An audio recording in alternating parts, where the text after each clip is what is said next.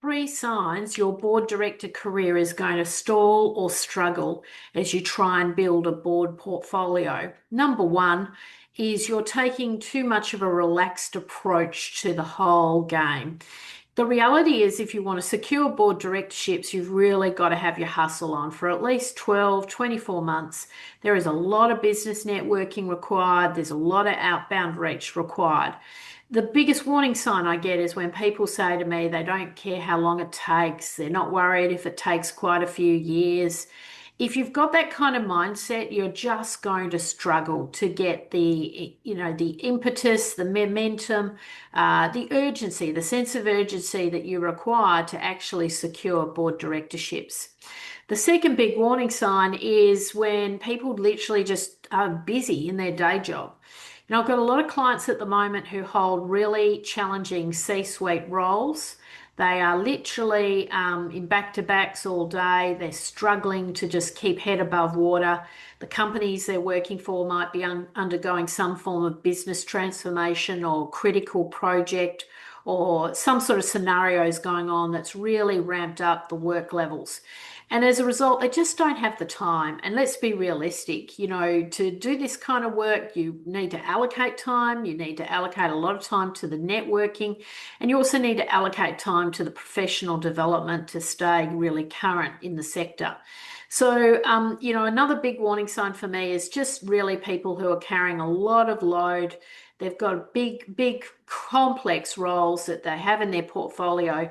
They're just not going to be able to allocate the time and the effort required to be successful. They might be better off pausing and waiting to a better time in their life when they can allocate the time to be a board director.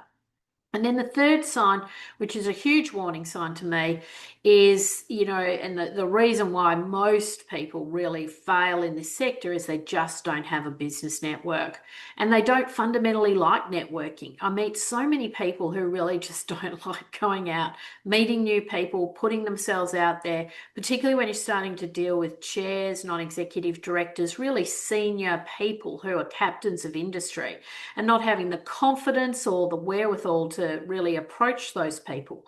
Because if you don't approach those people and build personal relationships with them, or have no mechanism to build a relationship with those kinds of individuals, you're going to struggle. So they're the three key things that I see really holding people back from success. They just don't have the get up and go to allocate the energy required to build a successful board portfolio. They're either very committed in their current world, whether that be a big C-suite role, and they just don't have the time to allocate.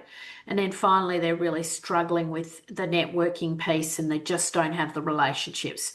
Now, potentially there's workarounds around those three key areas, but they're the areas that I see tripping people up on a consistent basis. And so I think before you go down and embark on this pathway, maybe in 2026, take a good hard look at where you're at, what's the reality check. You really cannot afford to go into this with rose-colored glasses. It sounds glamorous, but really at the end of the day, if you want to have a board career, you really have to be very focused, very targeted, and really putting in the hard yards to be successful.